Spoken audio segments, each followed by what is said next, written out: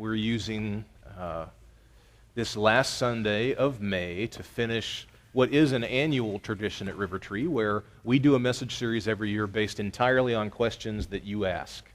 But this year, it's entirely based on questions that our own kids and teens asked. And as I've told you every week of this series, most of these questions that they ask are questions that at some point you have asked me too, proving that all of us underneath really are just little kids. Today, we're actually going to talk about two questions. So we're going to do two little mini messages with some music in between. One of the kids or teens here at RiverTree asked me back in April, so how exactly is Jesus God's son? And you can understand why that might be a confusing question. And the reason you might understand it's confusing might be best represented by thinking about the term son. So, most of you know who call our church home, I have a son sitting right here. Eli is my son. We all know what that means. He is biologically related to me and my wife, Heather. So is that what we mean when we say that Jesus was God's son? The thing is, even in the English language, we can use son in very different ways from even that very biological definition. Like, kids, why don't you here stand up? We'll do a demonstration. Stand up on the chair. All right. So here's another way we can use the word son. When you're around Eli, you can tell that Pastor Chris and Heather are his parents. What do you think that means? What does that use of the word son mean? Kids, teens, what's it mean? What? The side of my head. No, look. What's it mean if you see us together?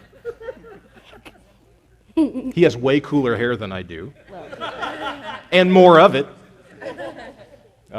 What's it mean? What's that sentence up on the screen mean? What's that use of son? Yeah, there's a resemblance, right? Exactly. You see it? I am so sorry, by the way, that there is a resemblance. Okay.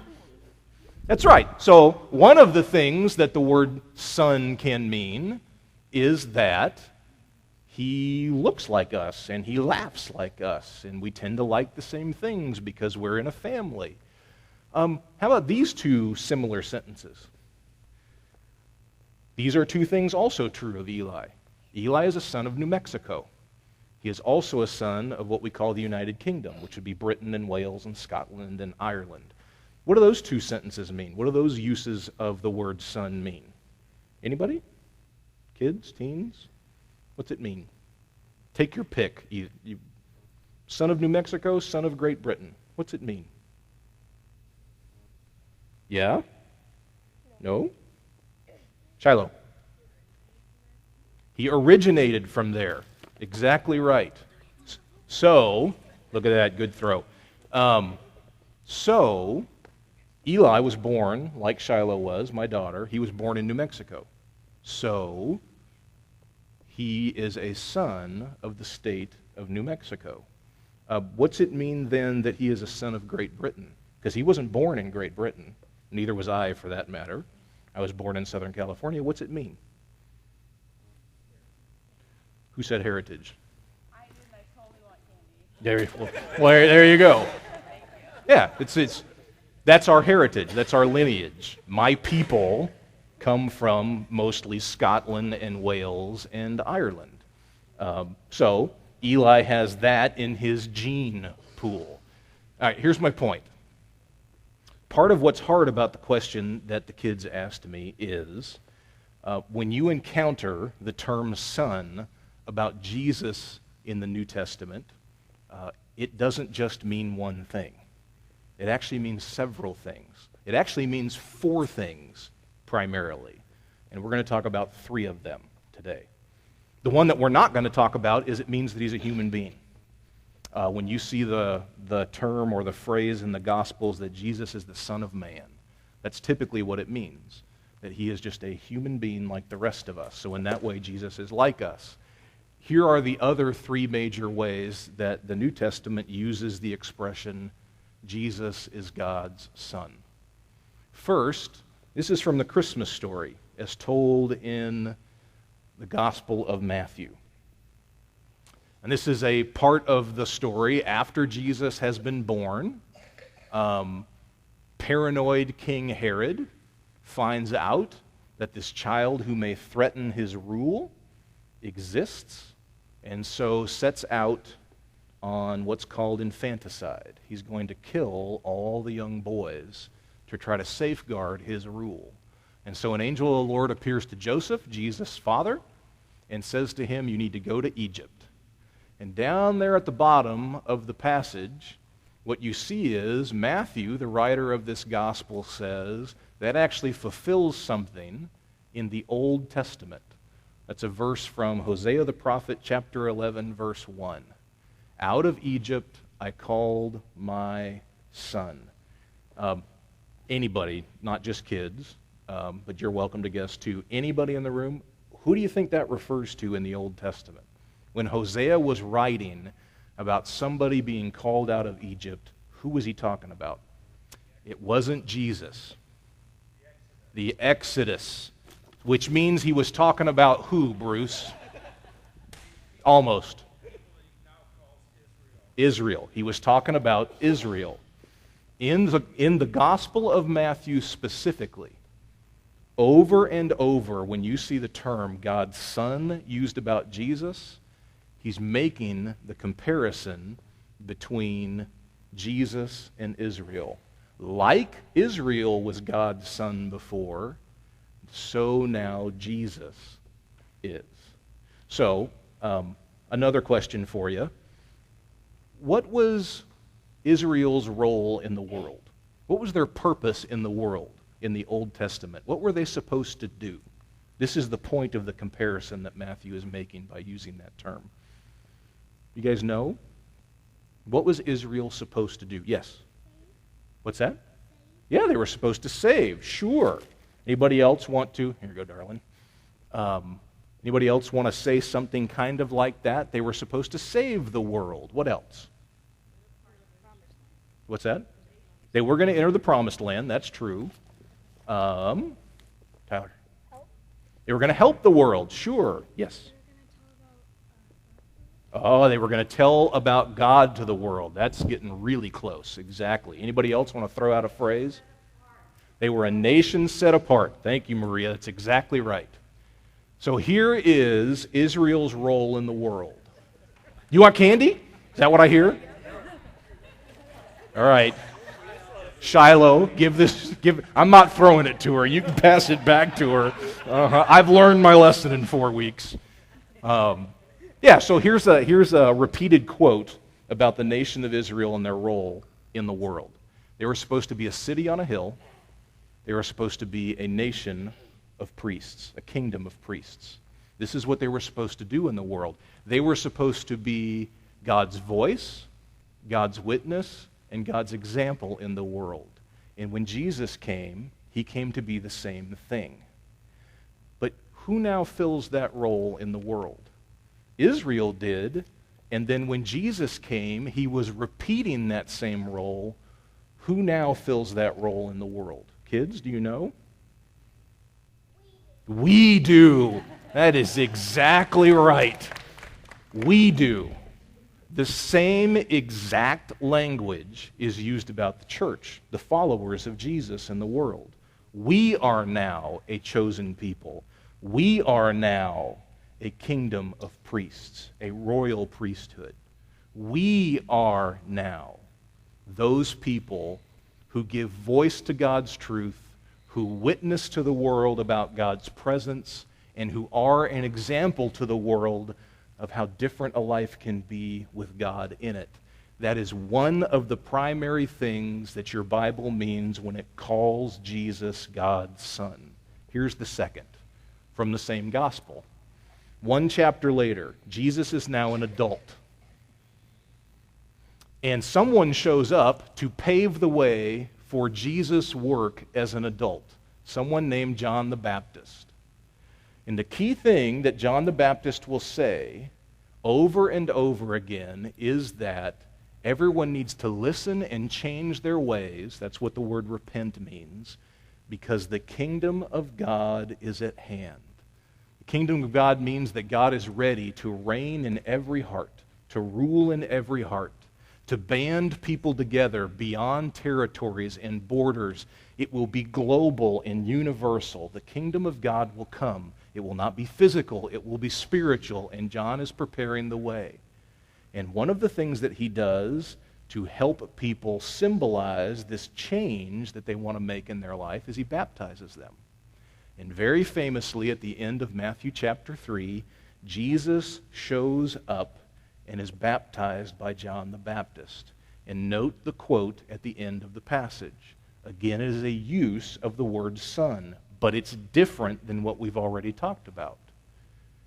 Jesus is baptized, and the audience gathered that day hears a voice from heaven say, "This is my Son, in whom, the beloved, in whom I am well pleased." Now, this refers backward to the Old Testament too, but not to everybody in Israel. Anybody want to guess who in Israel specifically, a specific kind of person, was called God's son in the Old Testament? It's not everybody, although everybody was. This has something very much more specific in mind. What kind of person in Old Testament Israel was called God's son? Anybody want to guess? Who? Prophets were called God's son. Exactly right. Somebody else? There's even one more often than that. Who is called God's son? Judges on occasion were. Yep. Who said that? There we go. Here's a hint. Who's the guy who wrote most of the Psalms? David. Okay. Who said David? Everybody. All right. Sorry, I can't give everybody candy. I'll just machine gun it and throw it up in the air and you can all catch it. David. And David was a what? Kids? David was what? David was a king. In the Old Testament, over and over, the specific category of person that was called God's son were the kings, the leaders of Israel. The reason that the voice from heaven calls Jesus God's son here goes back to the first verse in the passage. God's kingdom was about to show up and take root through Jesus. The one last true king showed up. Of course, he is God's son, like all the kings of Israel before him.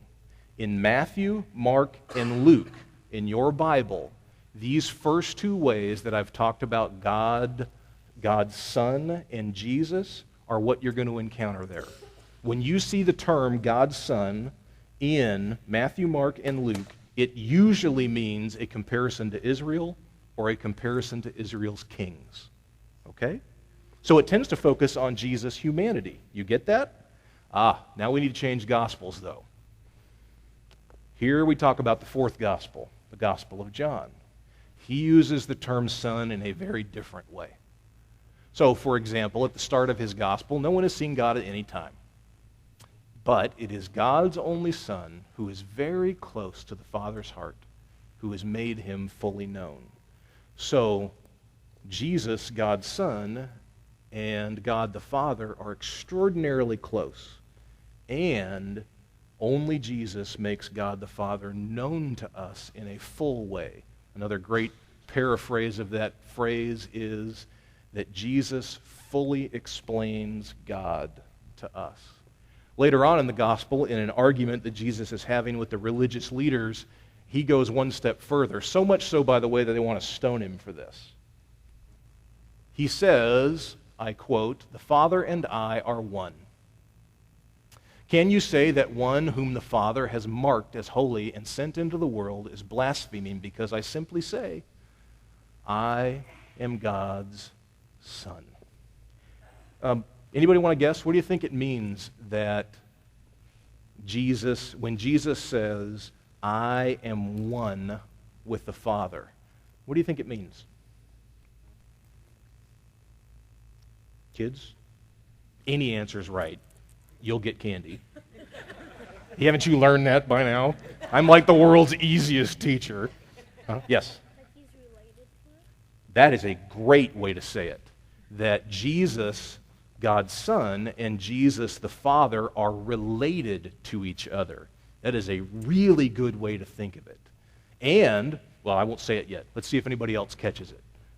What else? They're related to each other. What else are they if they're one?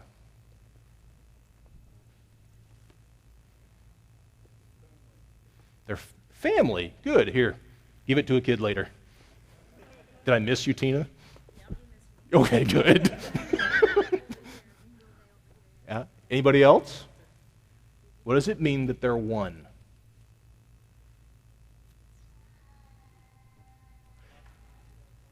What's that? Uh-huh. That's good. Who said that? I was back there from the back table. Yeah. Here, Chris Locke, give that to her. Thank you. Eli. Together. Ooh, together. Now that's a really good way to say it too. They have such a relationship, to use Tyler's word, that they are together. That's right. They're so tight, in fact, that they are one. Yes? That they are, there we go. That's perfect. You guys did so good. Here, you get gum. Think of these three words that they gave me somehow working together. They are in relationship, they are together, and they are so much that way that they are really the same. This gets at what Christians call the Trinity, something that Christianity believes fairly uniquely about the person of God. That God is not just one person, but three persons who are in such a relationship and so together that they end up being one with each other. The most powerful thing about the idea of God, of Jesus being God's Son in this way, is what it makes you realize about relationships. In America, we tend to think of ourselves as an individual. An individual meaning you are you, I am me, and we don't really mix. You are your own person, I am my own person, and we don't really mix. This tells you that that's not true. Before anything was ever made, before human beings were ever made, there was one God who existed together in relationship and were one together. So much so that they are one God functioning as three people. It tells you that relationships are essential to who you are. You remember us a few years ago as a church talking for a while about the Southern African expression Ubuntu. Ubuntu is the way that Southern Africans talk about what it means to be a human being. Ubuntu means in English, I am because we are. I am because we are. I am not just Chris, although I am my own person. I am equally Chris in relationship to other people. Who I am is Chris, but also Chris, your pastor, who cares about you. I am Chris, the father of Eli and Shiloh. I am Chris, the husband of Heather. I am Chris, the son of Ray and Kathleen. I am Chris, the brother of Sarah and Richard. This is who I am every bit as much as me, the individual. Does that make sense? This is a very non-Western way, a non-American way of understanding who we are at heart. You are not just an I. You are part of a we. And the way you know that is that Jesus is that way. This is probably the biggest, deepest way that the Bible uses the idea of Jesus being God's Son. This, by the way, will be the idea that ties us over into the next question that we answer, that relationships stand at the heart of the entire universe because they are at the heart of God himself. All right, Jack, come on up and lead us in a little more singing, then we're going to answer the second question. A little bit. with where the first question ended. One of our kids or teens asked, why did God allow sin in the world? Let me just go ahead and tell you, kids and teens, your parents have wondered about this too at some point. So to start answering your question, I want to show you this. This on the bottom says, Eli 2011. This would be an art project, beautifully done, worth tens of thousands of dollars, I'm sure, that Eli did at school in 2011, and he brought it to me because he cares for me, and I'm his dad, and he loves me. He wanted me to have it. You would think, by the way, based on all the art projects that our kids bring home from school, like we all have a 3-pack a day habit, because it all kind of looks like an ashtray. I'm not sure what it is, but that's what it looks like to me. I know why Eli made it. Eli made it because it was part of his school project for the day. I know why Eli gave it to me. Eli gave it to me so that I would remember him, and I would remember that Eli cares for me. So I get all that, but how do you think the ashtray, or what are we going to call this? Cup? I don't. Yeah, bowl. Bowl. I like it. We'll go with bowl. Ramekin. Ooh, that's even better. I used to work in a restaurant. It's sophisticated, right? And you are a sophisticated kind of guy, my friend. Yep, ramekin. There we go. Yes, I am mocking you. Are you surprised? No. How do you think the bowl feels about me? What do you think? Anybody? What do you think the bowl thinks right now about me?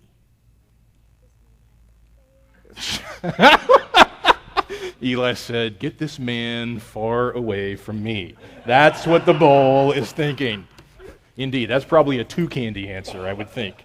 Yes. What's the bowl thinking? I'm crazy. Absolutely true. Yes. And you don't even live with me, and you know that's true. Exactly. I wonder how the bowl felt when Eli gave it to me. Do you think the bowl loves me as much as Eli loves me? What do you think? Bowl, do you love me? I don't know. Herein, our little bowl, our little ramekin, really gets to the heart of why there is sin in the world, believe it or not. Here are some verses. There are, by the way, there are no Bible verses that directly address the question of why God allowed sin in the world. Okay? It's not like you can flip to a passage where someone has asked the question, why is there sin in the world, and there's an answer in one sentence. But a passage like this from the New Testament, a first short letter written by the disciple John, gets at why there is sin in the world. John writes, "Beloved, let us love one another, because love is from God. Everyone who loves is born of God and knows God. Everyone who does not love does not know God, for God is love." God is love, and those who remain or dwell or abide in love also dwell in God, and God dwells in them. Kids, we're going to lay out why biblically there is sin in the world. And to do that, we need to build on some of the reasons here that you see in these well-known verses from 1 John 4. To do it, we need to play fill in the blank again, because you guys are experts at this. You are. You're really, really good, as you have proven in weeks past. Here's the first one, and here's the hint. It's the same word in both blanks. What's the word? Kids answer first. And then I'll go to the experts at the back of the room, the adults. Yes, what is it? So they're both the same word? They're both, yeah. The blanks are both the same word. Yeah. Oh, yes. Love. There it is. Check it out. So as a Christian, you believe something very specific about God. It's what John says there in 1 John chapter 4. You believe that God at his essence is love. And based on what we were talking about earlier, you know part of what that means. God, the person of God, is actually three people, Father, Son, and Spirit, who are in a perfect, loving relationship with each other. So this is what we believe God to be. So, when God was thinking about creating the world and the universe and life, of course he wanted to create beings who could experience blank. Now here's the thing. The same word goes in all 5 of those blanks in the second paragraph. What is the word? Somebody? Love. Love! Awesome. Look at you. So, when the God who is love thought about making the world, of course part of what he wanted in the world was some being, by which I mean us as human beings, who could experience love. They could love him. They could be loved by him. They could love each other. They could be loved by each other. This makes perfect sense. One of the chief reasons that parents often choose to have kids, whether their own or they adopt, whatever, and maybe your experience was this way. This was true for us, for Heather and myself, when we were first thinking about having children. Well, several occasions we'd look at each other, whether we were out to dinner or for coffee or just sitting on the couch at home, and we say to each other, man, you know, we love the life that we have together. We love this relationship that we have together. Wouldn't it be awesome to invite somebody else into it? To bring another life into this great marriage that we already have. Kids and teens, ask your parents why they had you. And I'll bet you some of them will tell you something that sounds like that. The Bible says that God is our Father. It's one of the chief ways that he is described.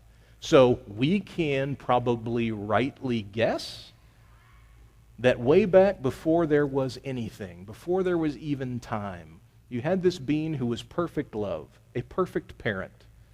And he, like us, felt like, I want to invite others into this love that we already have, Father, Son, and Spirit. But in so doing, he had to create beings who had a specific or particular kind of ability. God is love, and he wanted to make human beings who could love too. However, in order to do that, he had to give these creatures, human beings, the ability to blank. And here's the thing, same word goes in both blanks. What's the word that goes in the blank? What? You're smiling, so this is going to be good. What? Is it love again? It is not love again. I am changing it up. No candy for you. But it's always the right answer. It is always the right answer. That's true. Yeah. Hey, I love you, so have some candy. Okay. Somebody else? What's the word? It's not love. What's the word that goes in both blanks? And it is a prerequisite to love. Somebody said it. Choose. Thank you, Maria. Give it to a kid. Oh, look at that. First good throw of 5 weeks. Choose. You guys remember from 20 years ago the book by Gary Smalley, Love is a Decision. Love. Yeah, I know. It's all right. I guess I could have put that in there. Love is a decision. Love requires choice. So here's the thing that every parent realizes fairly soon. You have this relationship with your husband or your wife, and you love them very much. So one of the things that maybe motivates you to have kids is you want to bring another life into this love you have so that the love grows and it expands, or they get to experience the love that you share. And then your kids turn about 2. And you realize, wow, they're going to make a lot of their choices for themselves.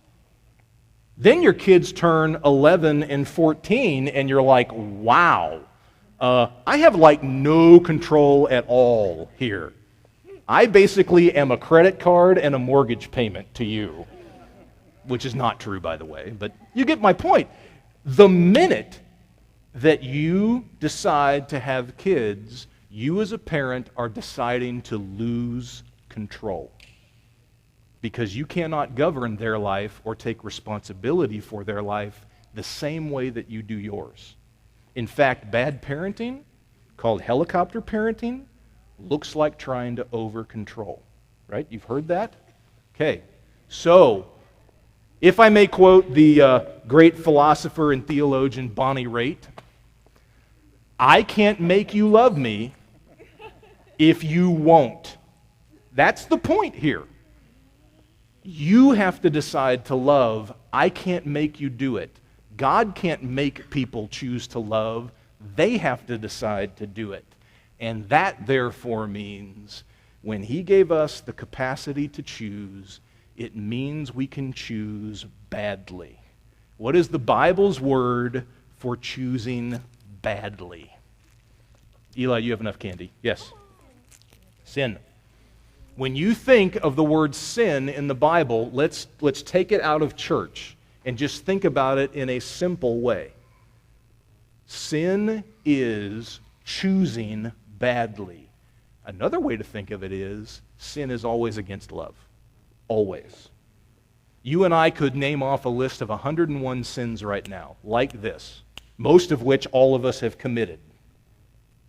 And it sounds like the list is really diverse and really different, but the truth is, at heart, every sin, every bad choice that we make is against love.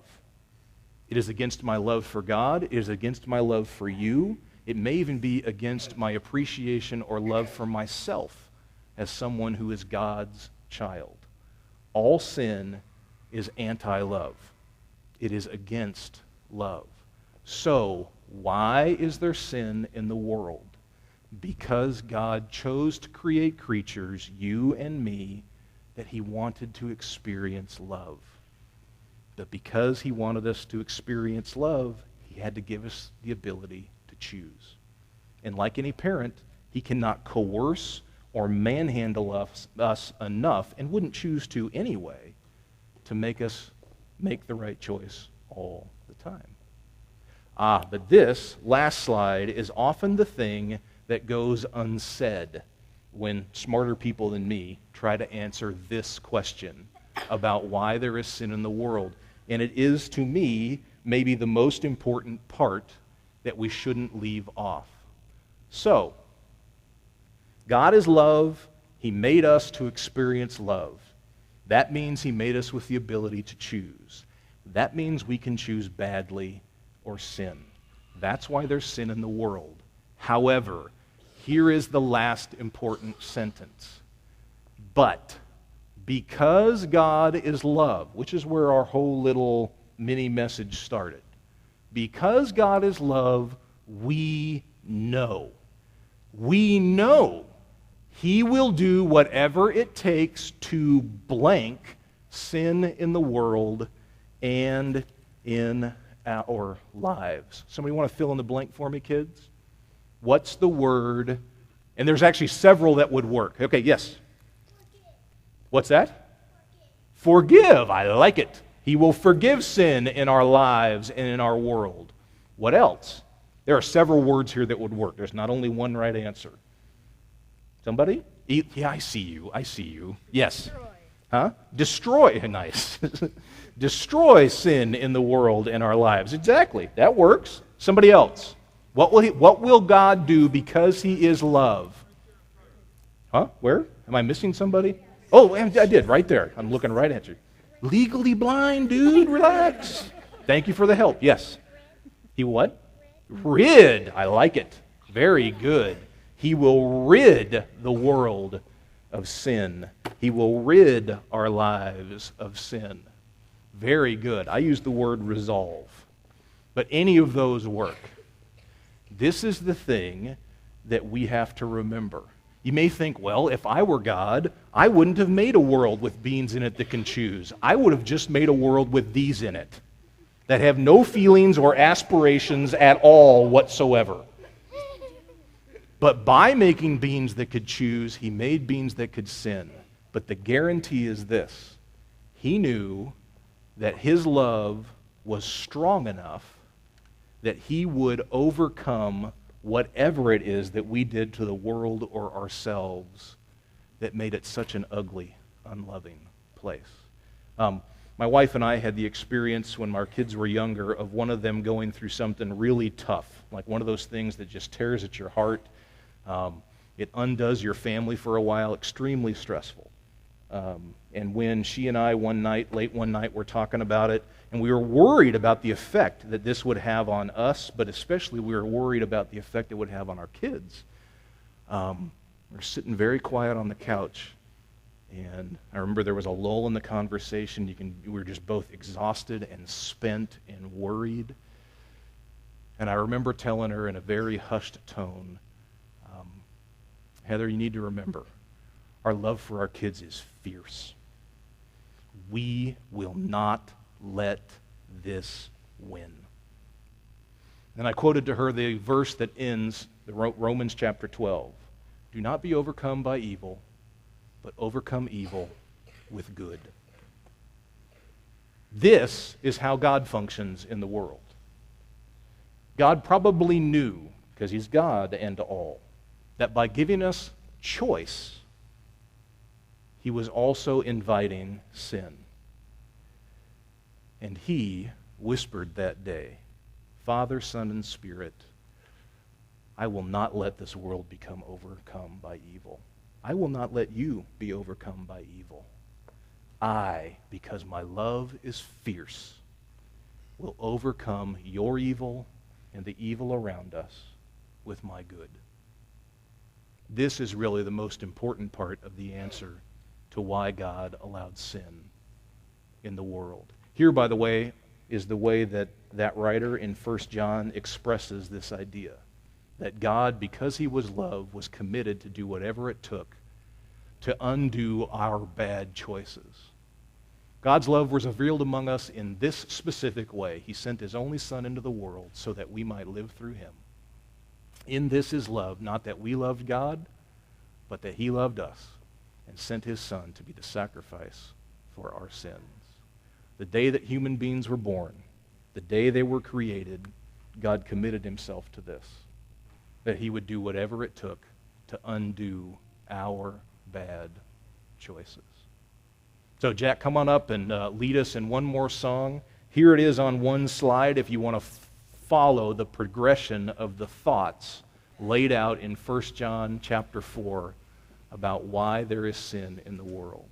And in the end, what it tells you is a great deal about the God we believe, who is love, and whose love is fierce, and who will not let evil overcome us or him, but he will overcome evil with his good. Would you pray with me just for a moment?